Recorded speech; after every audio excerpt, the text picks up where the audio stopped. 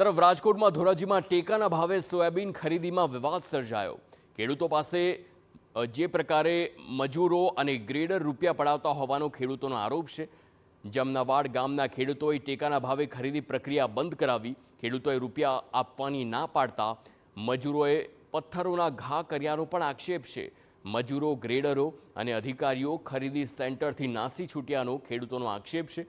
વિવાદ વકરતા ધોરાજી તાલુકા પોલીસ કાફલો પહોંચ્યો હતો। ઘટના સ્થળ પર ગુજકો માસોલના અધિકારીઓ ગોળ ગોળ જવાબ દેતા હોવાના પણ આક્ષેપ છે।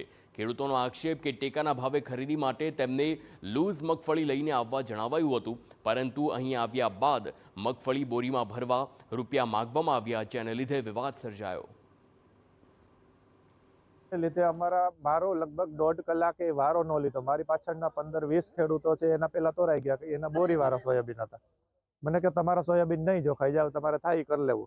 એટલે મેં કીધું કે તમારા સોયાબીન જોખવા હોય તો 500 રૂપિયા આપવા જો હે।